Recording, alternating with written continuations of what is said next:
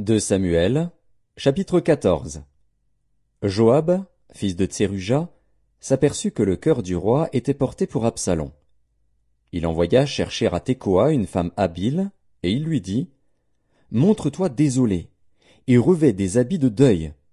Ne toins pas d'huile, et sois comme une femme qui depuis longtemps pleure un mort. Tu iras ainsi vers le roi, et tu lui parleras de cette manière. » Et Joab lui mit dans la bouche ce qu'elle devait dire. La femme de Tekoa alla parler au roi. Elle tomba la face contre terre et se prosterna, et elle dit, « Ô roi, sauve-moi !» Le roi lui dit, « Qu'as-tu » Elle répondit, « Oui, je suis veuve, mon mari est mort. Ta servante avait 2 fils. Ils se sont tous 2 querellés dans les champs, et il n'y avait personne pour les séparer. L'un a frappé l'autre, et l'a tué. Et voici, toute la famille s'est levée contre ta servante, en disant, « Livre le meurtrier de son frère. Nous voulons le faire mourir, pour la vie de son frère qui l'a tué. Nous voulons détruire même l'héritier. Ils éteindraient ainsi le tison qui me reste, pour ne laisser à mon mari ni nom ni survivant sur la face de la terre. » Le roi dit à la femme, « Va dans ta maison. Je donnerai des ordres à ton sujet. » La femme de Tekoa dit au roi, « C'est sur moi, ô roi mon seigneur, et sur la maison de mon père, que le châtiment va tomber. Le roi et son trône n'auront pas à en souffrir. » Le roi dit, « Si quelqu'un parle contre toi, amène-le-moi, et il ne lui arrivera plus de te toucher. » Elle dit, « Que le roi se souvienne de l'Éternel, ton Dieu, afin que le vengeur du sang n'augmente pas la ruine, et qu'on ne détruise pas mon fils. » Et il dit, « L'Éternel est vivant. Il ne tombera pas à terre un cheveu de ton fils. » La femme dit, « Permets que ta servante dise un mot à mon seigneur le roi. » Et il dit, « Parle. » La femme dit, « Pourquoi penses-tu de la sorte à l'égard du peuple de Dieu, puisqu'il résulte des paroles mêmes du roi que le roi est comme coupable en ne rappelant pas celui qui l'a proscrit? Il nous faut certainement mourir, et nous serons comme des eaux répandues à terre et qui ne se rassemblent plus. Dieu n'ôte pas la vie, mais il désire que le fugitif ne reste pas banni de sa présence. Maintenant, si je suis venu dire ces choses au roi mon seigneur, c'est que le peuple m'a effrayé. Et ta servante a dit, « Je veux parler au roi. Peut-être le roi fera-t-il ce que dira sa servante. » Oui, le roi écoutera sa servante, pour la délivrer de la main de ceux qui cherchent à nous exterminer, moi et mon fils, de l'héritage de Dieu.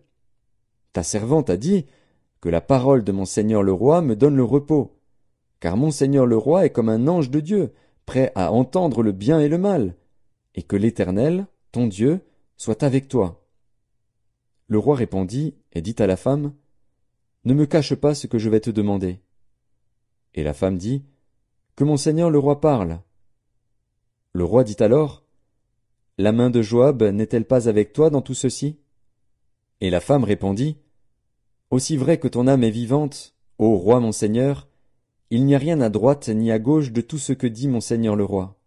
C'est, en effet, ton serviteur Joab qui m'a donné des ordres, et qui a mis dans la bouche de ta servante toutes ces paroles. C'est pour donner à la chose une autre tournure que ton serviteur Joab a fait cela.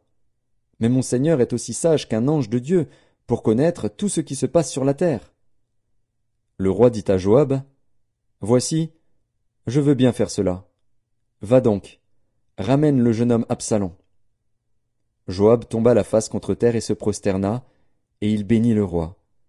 Puis il dit, « Ton serviteur connaît aujourd'hui que j'ai trouvé grâce à tes yeux, ô roi mon seigneur, puisque le roi agit selon la parole de son serviteur. » Et Joab se leva et partit pour Guéshur, et il ramena Absalom à Jérusalem. Mais le roi dit, « Qu'il se retire dans sa maison, et qu'il ne voie point ma face. » Et Absalom se retira dans sa maison, et il ne vit point la face du roi. Il n'y avait pas un homme dans tout Israël aussi renommé qu'Absalom pour sa beauté. Depuis la plante du pied jusqu'au sommet de la tête, il n'y avait point en lui de défaut. Lorsqu'il se rasait la tête, c'était chaque année qu'il se la rasait, parce que sa chevelure lui pesait, le poids des cheveux de sa tête était de 200 sicles, poids du roi. Il naquit à Absalom 3 fils, et une fille nommée Tamar, qui était une femme belle de figure. Absalom demeura 2 ans à Jérusalem, sans voir la face du roi. Il fit demander Joab, pour l'envoyer vers le roi. Mais Joab ne voulut point venir auprès de lui. Il le fit demander une seconde fois, et Joab ne voulut point venir. Absalom dit alors à ses serviteurs, « Voyez, le champ de Joab est à côté du mien.